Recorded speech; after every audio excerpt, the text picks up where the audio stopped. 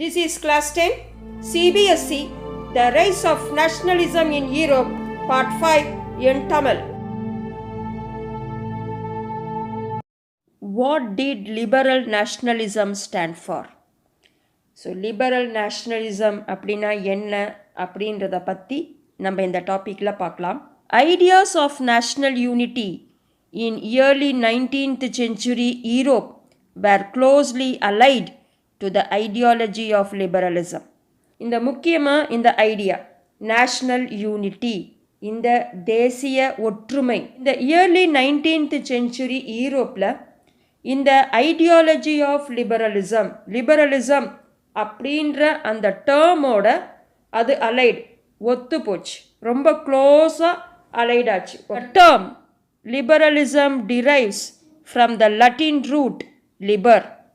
So liberalism அப்படின்ற word வந்து Latin வேர்ட்லேருந்து வந்தது. லிபர் அப்படின்னா ஃப்ரீ அப்படின்னு அர்த்தம்.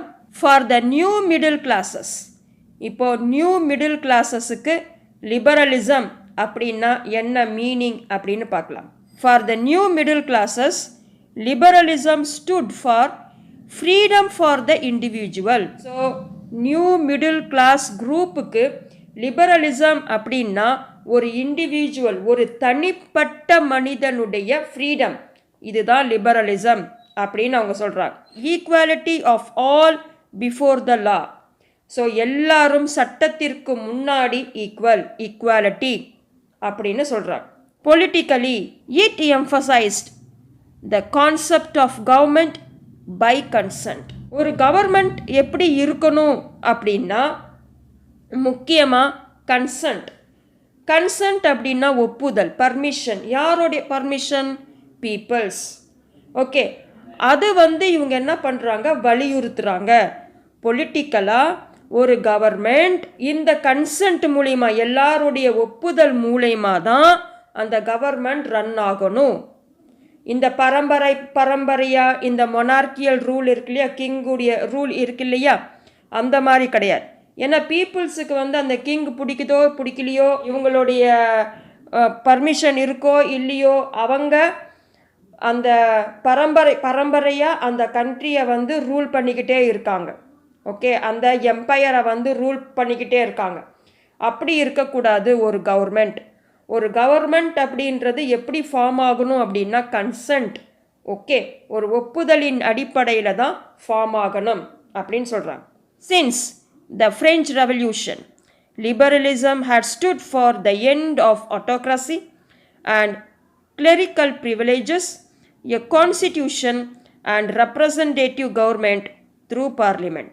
French Revolutionல இருந்தே லிபரலிசம் அப்படின்றதுக்கு என்ன மீனிங் என்ன அப்படின்னா எண்ட் ஆஃப் ஆட்டோக்ராசி. அந்த ஆட்டோக்ராசிக்கு ஒரு எண்ட். ஆட்டோக்ராசின்னா இங்கே மொனார்கியல் ரூல், மொத்த பவருமே ஒரு மொனார்கிட்ட இருக்குது. ஸோ அது வந்து வேண்டாம், அது வந்து ஒரு முடிவுக்கு கொண்டு வரணும், மொனார்கியல் ரூலை தூக்கி போடணும். அதுதான் வந்து என்னது, லிபரலிசம். நெக்ஸ்ட் கிளரிக்கல் ப்ரிவிலேஜஸ் அப்படின்னா கிளர்ஜி, சர்ச் பீப்புள், நோபல்ஸ், இவங்கெல்லாம் இருக்காங்க இல்லையா, அவங்க அந்த இனத்தில் அந்த சோஷியல் கிளாஸில் பிறந்ததுனால அவங்க சில சலுகைகளை வந்து அனுபவிக்கிறாங்க. அது இருக்கக்கூடாது. அந்த ப்ரிவிலேஜஸ்க்கெல்லாம் ஒரு எண்ட், ஒரு முடிவு இருக்கணும். அதே மாதிரி ஒரு கண்ட்ரியை எப்படி ரூல் பண்ணணும்னா த்ரூ த கான்ஸ்டிடியூஷன் வேணும், அரசியல் அமைப்பு வேணும். Okay, next representative government, elected representatives, election மூலிமா எலெக்ட் பண்ணப்பட்ட அந்த ரெப்ரசன்டேட்டிவ்ஸ் தான் அந்த கவர்மெண்ட் வந்து ரூல் பண்ணணும், ஃபார்ம் பண்ணி ரூல் பண்ணணும். That also through parliament. 19th century liberals also stressed the inviolability of private property. So இந்த 19th centuryல லிபரல்ஸ் வந்து இன்னொரு விஷயம் என்ன சொல்கிறாங்கன்னா, இன்வயாலபிலிட்டி அப்படின்னா ஒருத்தருடைய ப்ராப்பர்ட்டி, ப்ரைவேட் ப்ராப்பர்ட்டி, ஒரு தனிப்பட்ட சொத்தை வேற யாரும் அவர்கிட்ட இருந்து அபகரிக்க முடியாது, அவர்கிட்ட இருந்து அதை எடுக்க முடியாது. அவங்களுடைய ப்ரைவேட் ப்ராப்பர்ட்டியை மீற முடியாத தன்மை, ஏன்னா அது வந்து அவங்களுடைய ப்ராப்பர்ட்டி.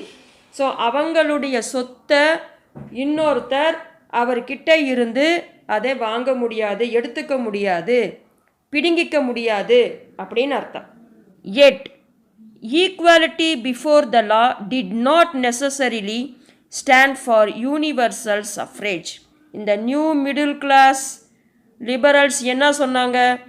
ஃப்ரீடம், அதாவது freedom for the individual, equality of all before the law, அதுதான் லிபரலிசம் அப்படின்னு சொன்னாங்க. ஆனால் யூனிவர்சல் சஃப்ரேஜ், இங்கே சஃப்ரேஜ்னா ரைட் டு ஓட், உங்களுக்கு இங்கே நியூ வேர்ட் மீனிங்லே கொடுத்துருக்காங்க இந்த பேஜில். எல்லாருக்குமே ஓட்டுரிமை அதுதானே. ஆனால் இந்த ஈக்குவாலிட்டி பிஃபோர் லா அப்படின்றது யூனிவர்சல் சஃப்ரேஜும் ஈக்குவாலிட்டி அப்படின்னு கிடையாது. ஈக்குவாலிட்டி பிஃபோர் லா அப்படின்னா சட்டத்திற்கு முன்னாடி எல்லாரும் சமம். ஆனால் ஓட்டிங் ரைட்ஸில் மட்டும் அப்படி கிடையாது அப்படின்னு சொல்கிறார். You will recall that in revolutionary France, which marked the first political experiment in liberal democracy, the right to vote and to get elected was granted exclusively to property owning men. So நீங்கள் revolutionary France, French ரெவல்யூஷனில் ஏற்கனவே படிச்சிருப்பீங்க. அதில் என்ன சொல்லியிருக்காங்க அப்படின்னா, இந்த political சைடில் ஒரு லிபரல் டெமோக்ராசி அப்படின்றது right to vote, yes writing votes இருக்கணும். ஆனால் யாருக்கு அந்த ஓட்டுரிமை கொடுத்தாங்கன்னா, அவங்க மென்னாக இருக்கணும், ப்ராப்பர்ட்டி ஓனராக இருக்கணும், சொத்து வச்சிருக்கணும், அவங்களுக்கு மட்டும்தான் ரைட் டு ஓட், ஓட்டுரிமை கொடுக்கப்பட்டது. Okay. Men without property and all women were excluded from political rights.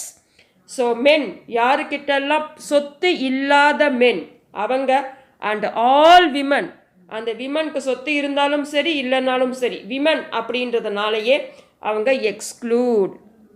Okay, அவங்களுக்கு ஓட்டுரிமை இல்லை. பொலிட்டிக்கல் ரைட்ஸ் அப்படின்னா முக்கியமாகவே ரைட் டு ஓட் அது இல்லை. Only for a brief period under the Jacobins, that is Maximilien Robespierre கொண்டு வந்தார் இல்லையா, ஜாக்கோபின் கிளப், ஜாக்கோபின்ஸ் உடைய rule, அதாவது மேக்சிமிலியன் ராப்ஸ்பியருடைய ரூல் டைமில் தான் did all adult males enjoy suffrage. So ஒரு ஷார்ட் பீரியட் தான். ஓகே, அந்த டைமில் இந்த ஜாக்கோபின்ஸ் உடைய ரூலிங் இருந்தது இன் ஃப்ரான்ஸ். ஸோ அவர் என்ன பண்ணார், எல்லா அடல்ட் மேல்ஸுக்கும், அதாவது ப்ராப்பர்ட்டி இருந்தாலும் சரி இல்லைனாலும் சரி, மென் அப்படின்னாலே அவங்களுக்கு ரைட் டு ஓட் இருந்தது.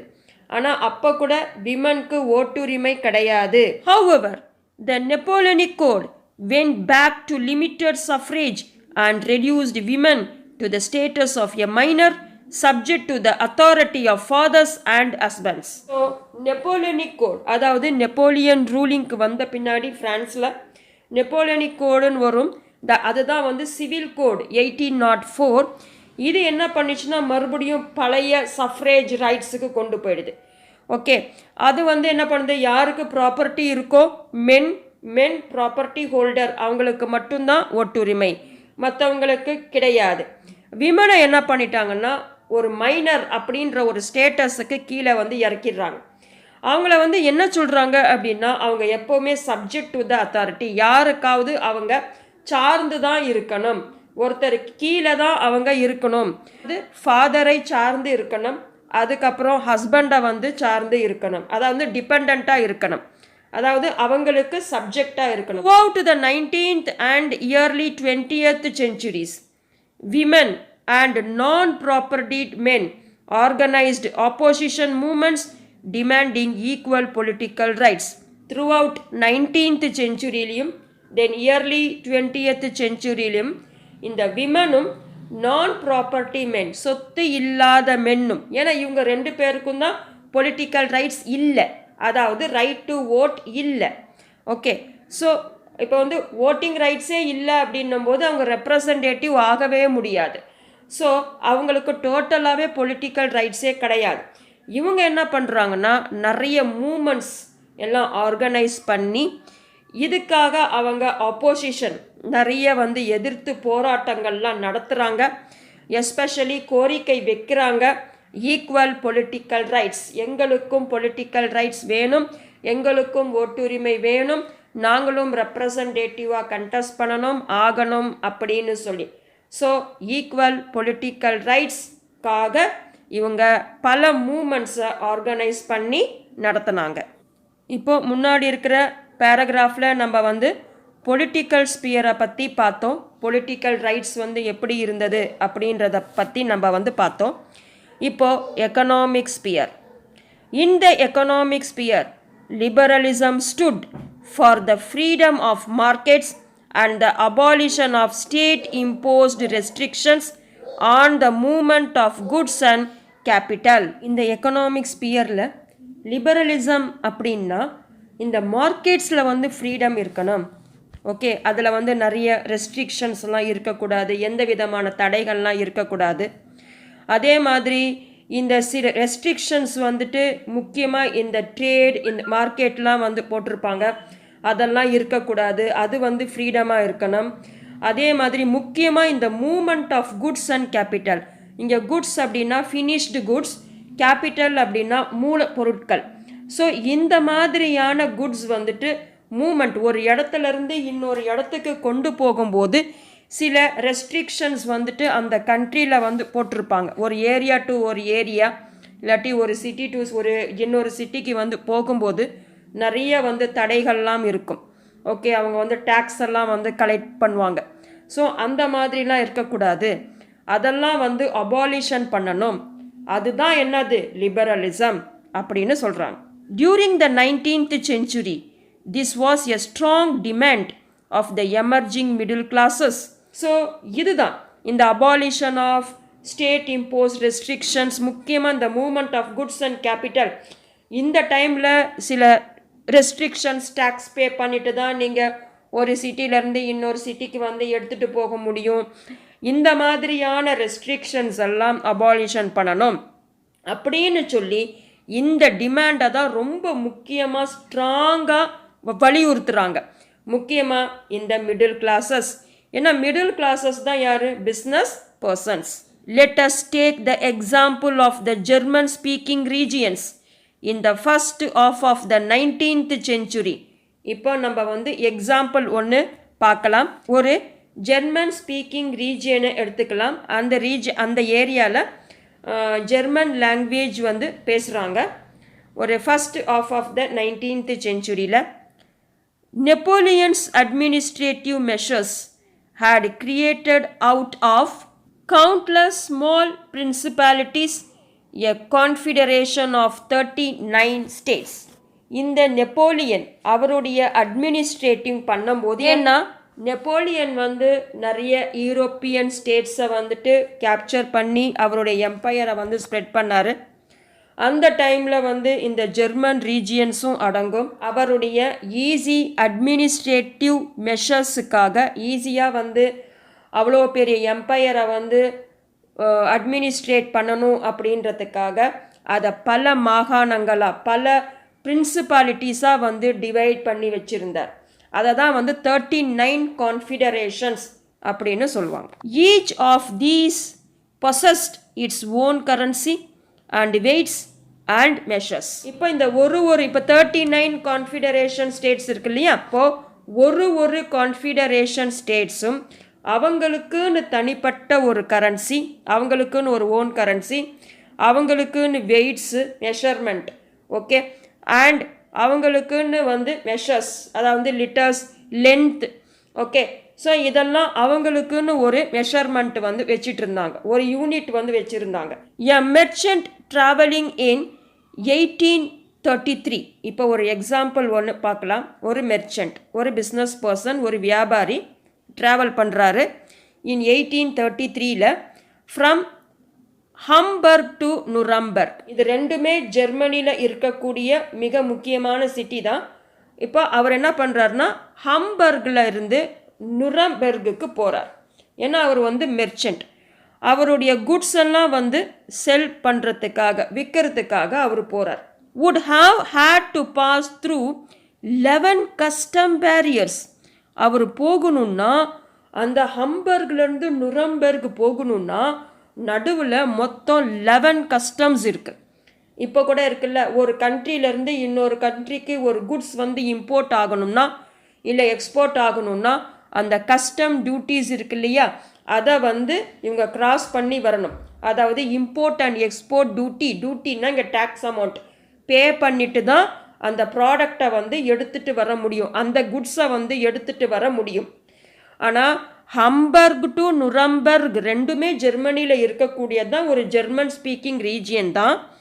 ஆனால் ஒரு ஈஸி அட்மினிஸ்ட்ரேட்டிவ்காக நெப்போலியன் அதை பல மாகாணங்களாக, பல பிரின்சிபாலிட்டிஸாக, பல கான்ஃபிடரேஷனாக வந்து ஸ்பிட் பண்ணி வச்சுருக்காரு. அப்போ போகணுன்னா அவர் போகிற வழியில் மொத்தம் 11 கஸ்டம்ஸை வந்து அவர் கடந்து போகணும்.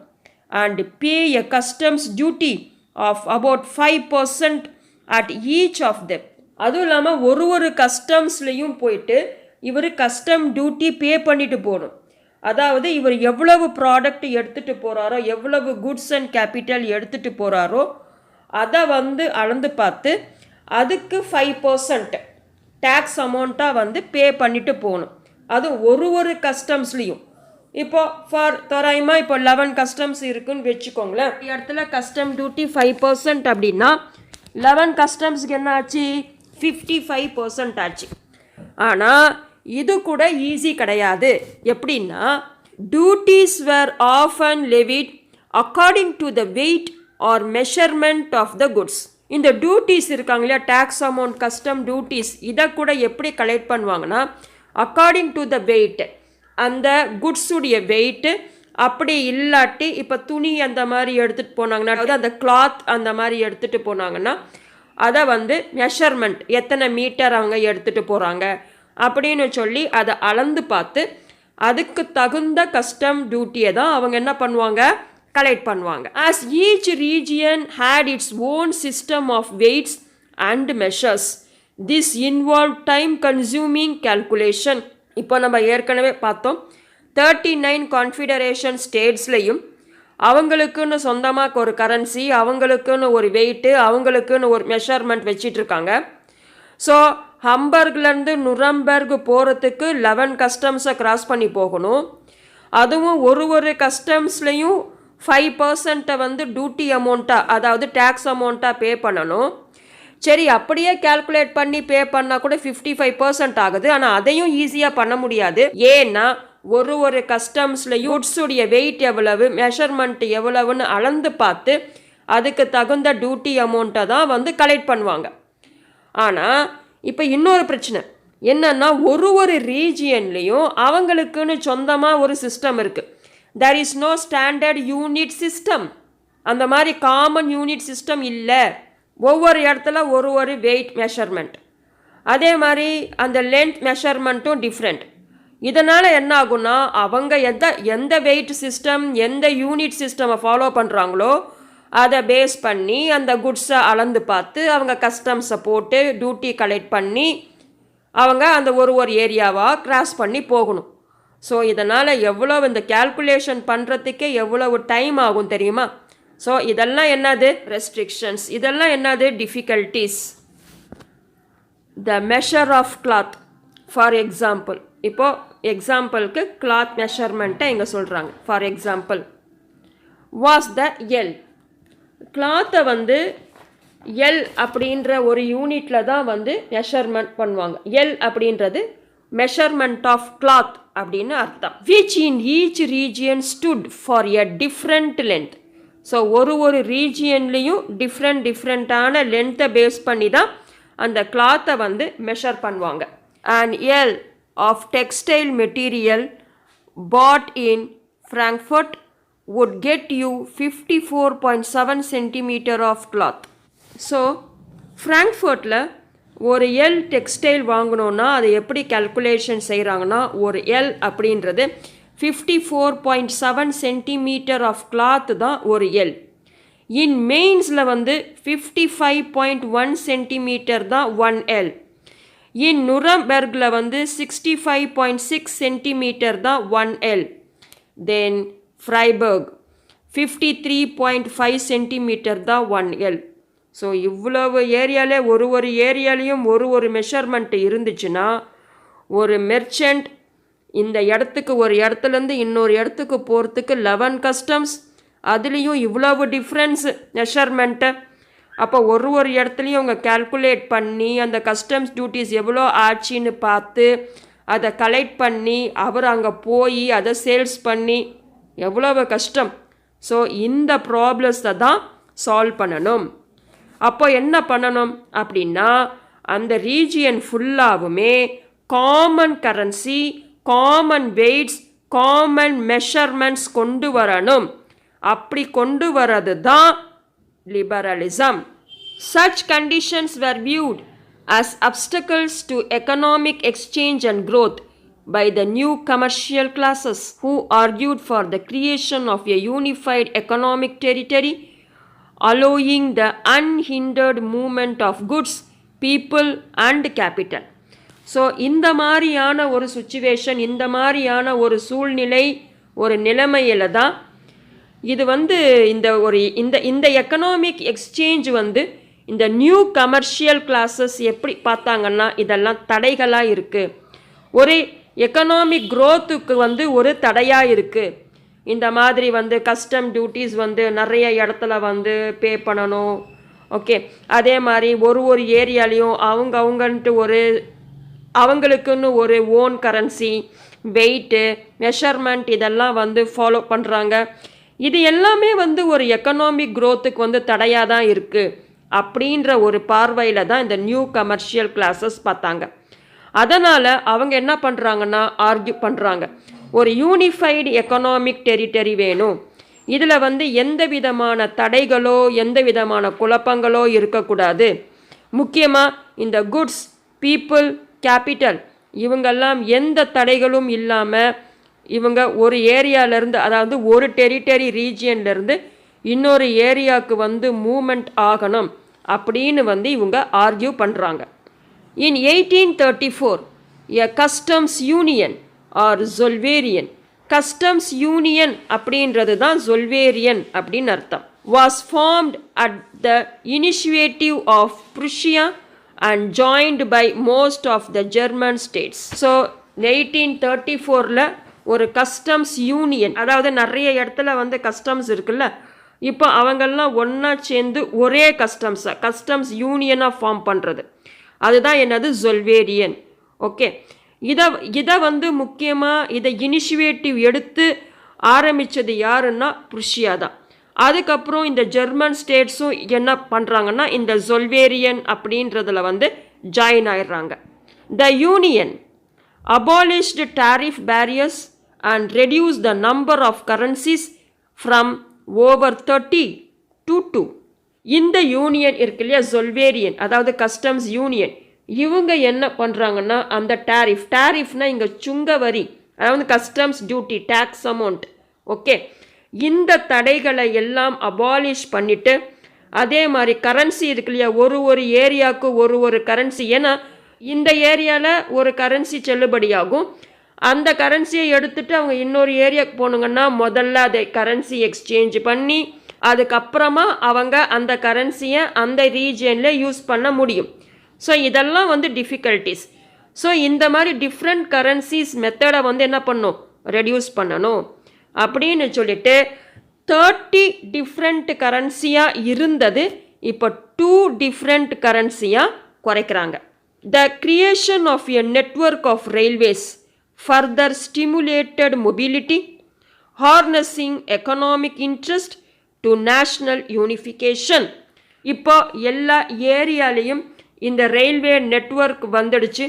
ஸோ அப்போ அந்த ரயில்வே கனெக்டிவிட்டி இருக்கிறதுனால அந்த மொபிலிட்டி, அதாவது மூமெண்ட் அதிகமாக ஸ்ப்ரெட் ஆகிடுச்சு. அதாவது ஸ்டிப்புலேட்டட் மொபிலிட்டி அப்படின்னாக்கா நிர்ணயிக்கப்பட்ட இயக்கம். ஓகே, தட் மீன்ஸ் மூமெண்ட் இந்த ரயில்வேஸ் அதிகம் ஆனதுனால. அதே மாதிரி இந்த ஹார்னஸிங் எக்கனாமிக் இன்ட்ரெஸ்ட், அந்த எக்கனாமி அதிகமான லெவலில் பயன்படுத்துறதுனால ஒரு நேஷ்னல் யூனிஃபிகேஷன் இங்கே எக்கனாமிக் பேஸில் வருது. A wave of economic nationalism strengthened the wider nationalist sentiments growing at the time. So இந்த வேவ், இந்த எக்கனாமிக் நேஷ்னலிசம்னு இருக்கு இல்லையா, இது வந்து என்ன ஆகுதுன்னா ரொம்ப அதிகமாக ஸ்ட்ரென்தன் ஆகுது, அதிகமாக வலியுறுத்துது, ஸ்ட்ராங் ஆகுது டு வைடர் நேஷ்னலிஸ்ட் சென்டிமெண்ட்ஸ். இந்த நேஷ்னலிஸ்ட் அந்த சென்டிமெண்ட்ஸ் இருக்கு இல்லையா, அதெல்லாம் வந்து இந்த டைமில் வந்து க்ரோ ஆகுது. ஸோ இந்த டாப்பிக்கில் லிபரலிசம் அப்படின்றதுக்கு பொலிட்டிக்கல் ஸ்பியரில் என்ன மீனிங், எக்கனாமிக் ஸ்பியரில் என்ன மீனிங் அப்படின்றத பற்றி நம்ம பார்த்தோம். நம்மளுடைய நெக்ஸ்ட் வீடியோவில் எ நியூ கன்சர்வேட்டிசம் ஆஃப்டர் 1815 இந்த டாப்பிக்கை பற்றி பார்க்கலாம். Until then, thank you.